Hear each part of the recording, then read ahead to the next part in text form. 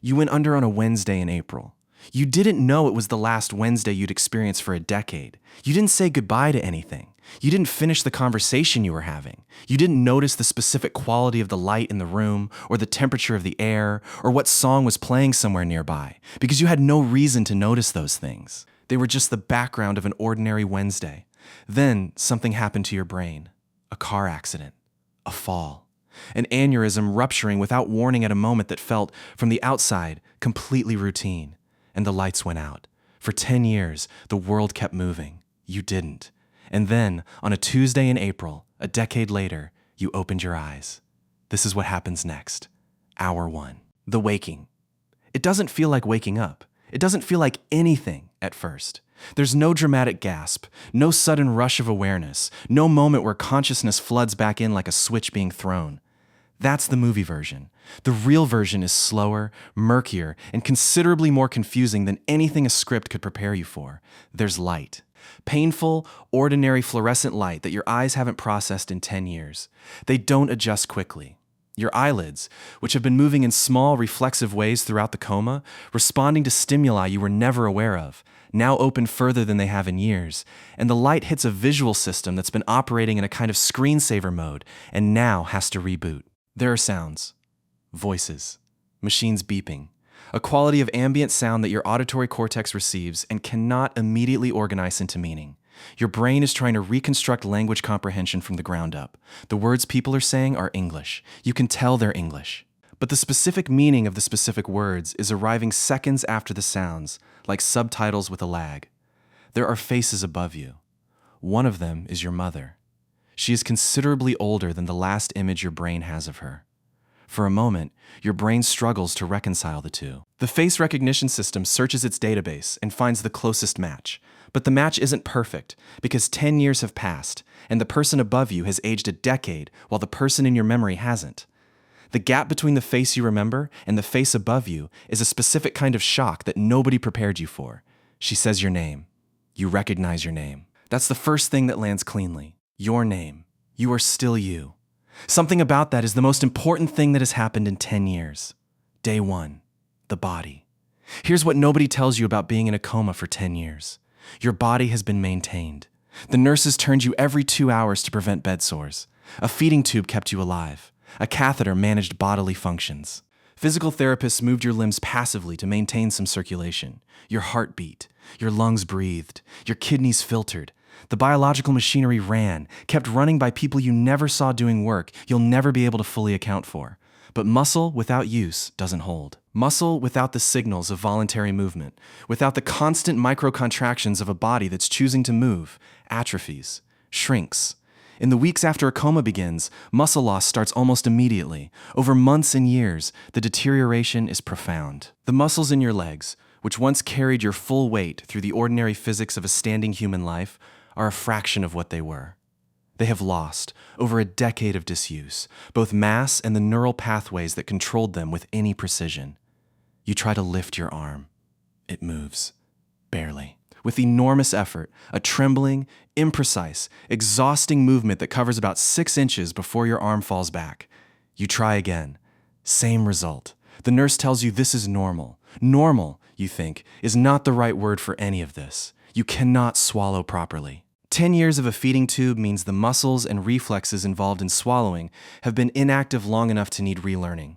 A speech therapist arrives and begins what will be a long, careful process of reintroducing you to one of the things you used to do without thinking approximately 3 times per minute. You cannot sit up. Your trunk muscles, the deep stabilizers of posture that you relied on without ever knowing their names, are too weakened to hold you upright without support.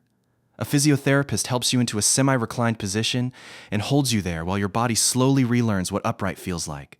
You are, in every practical sense, starting over. Week 1. The brain. The body is the visible part of the recovery. The brain is the harder conversation. Your brain has been in a state that neuroscientists describe with careful language, aware of how much they still don't understand about it.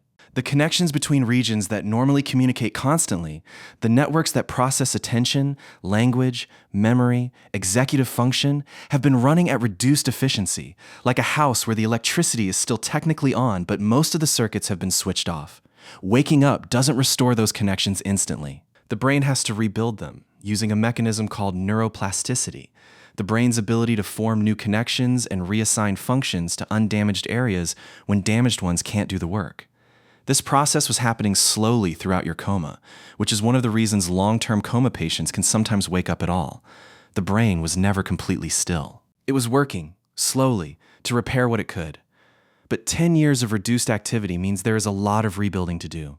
You can speak, but slowly, reaching for words that should be automatic and finding them slightly out of reach, like a name on the tip of your tongue that takes 30 seconds to arrive. Your working memory, your ability to hold information in mind for seconds or minutes while using it, is impaired. A physiotherapist gives you an instruction, and by the time you move to follow it, the first part of the instruction has blurred. You ask them to repeat things. You ask them to repeat things again. You cry more than you expected to. Not from sadness exactly, though there is sadness. The emotional regulation systems of the brain, the prefrontal circuits that manage the expression of emotion, are among the things that need rebuilding, and for now, they're more permeable than they used to be. Small things trigger large responses. A familiar song comes on somewhere in the corridor, and you're overwhelmed before you've had time to understand why. Month 1. The world. A nurse brings you a phone, a smartphone, which the last version of you that was conscious knows existed but didn't have quite the shape or weight or interface of this one. The nurse shows you how to unlock it. The gesture is not natural to you. Your muscle memory for technology stops at a decade ago. The first thing you do is look at the date, 10 years. You already knew it intellectually. The doctors told you on day 1, carefully, with a specific gentleness reserved for information of this weight. But seeing it on the screen, the year displayed in plain digital numbers, produces a different kind of knowledge than being told. An embodied knowledge. 10 years is written right there. It is currently the year you woke up, and the world has been living in that year while you were somewhere else. The nurse gives you quiet access to the internet. You read the headlines from the years you missed in the way that someone might read the plot summary of a decade of a television show they'd stopped watching. Slowly. With the occasional need to stop and sit with something that has no emotional context for you yet because you weren't there when it happened. Political events you didn't witness. Technology you don't understand. Cultural references that are the background fabric of everyone else's life and mean nothing to you. People who became famous while you were unconscious. People who were famous when you went under and are now gone. You put the phone down and look at the ceiling for a while. Month 6. The work. 6 months after waking, you can walk. Slowly, with a frame for short distances. Your muscle mass is rebuilding in the specific, effortful way that muscles rebuild when you use them after long disuse. Not quickly, not smoothly, but measurably, week by week, under the supervision of a physiotherapy team that treats your progress with the same careful attention scientists give to an experiment they can't afford to rush. You can swallow normally now. You've been eating solid food for 3 months. The first meal you actually tasted, scrambled eggs brought in by your sister, produced a response disproportionate to scrambled eggs, because taste is one of the sensory systems that came back cleanly, and the eggs were the first thing in 10 years that your brain processed as pleasure through a food you chose. Your speech has improved significantly. The word retrieval is still slower than it was before, and likely will be for some time, possibly always, because some of the connections involved in rapid language access were in the areas that sustained damage. But you can hold a conversation. You can follow an argument. You can read a paragraph and remember what it said. Your brain, in the language of the neurologists who monitor it, is demonstrating active neuroplasticity. PET scans show increased metabolic activity in regions that were quieter during the coma.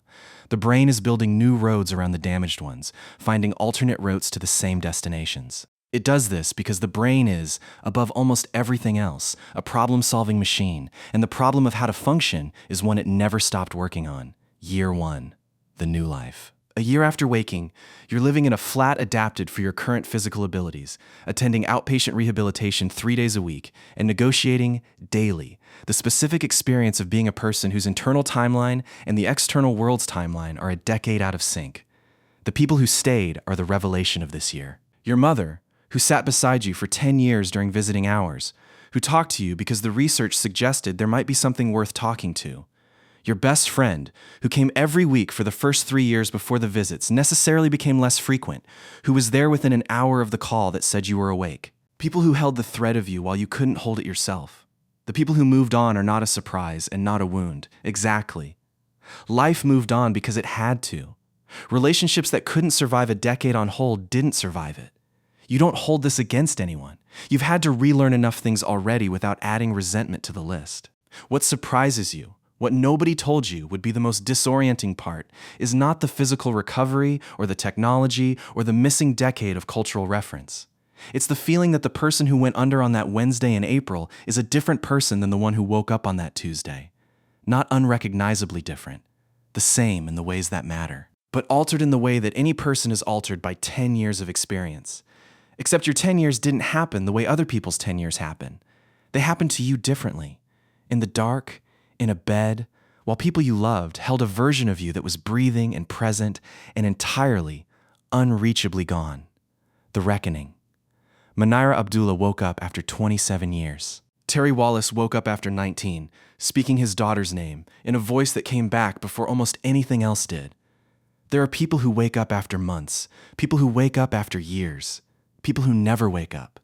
Medicine still doesn't know, with any certainty, why some people come back and some don't. The brain's recovery from severe injury is one of the least understood processes in all of neuroscience, and the distance between a brain that stays silent and a brain that starts talking again is, at the level of the individual patient, largely unpredictable.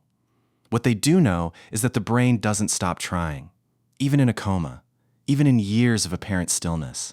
The neurons that are capable of regrowing, regrow. The networks that can find alternate paths, find them. The brain is not passive in its recovery. It works, slowly and beyond the reach of consciousness, toward the light. And somewhere right now, in a hospital bed, in a room with careful lighting and machines that beep in a reassuring rhythm, someone is in a coma. They went under recently, or they went under years ago. The people who love them visit. They talk to them because the research says there might be something worth talking to. One morning, without announcement, without dramatic music, in the ordinary light of an ordinary Tuesday, the person in that bed is going to open their eyes. And the first thing they'll hear is their own name, said by someone who never stopped saying it. That's where you'll have to start, right there, with your name, with the fact that you still have one. The rest, remarkably, comes after.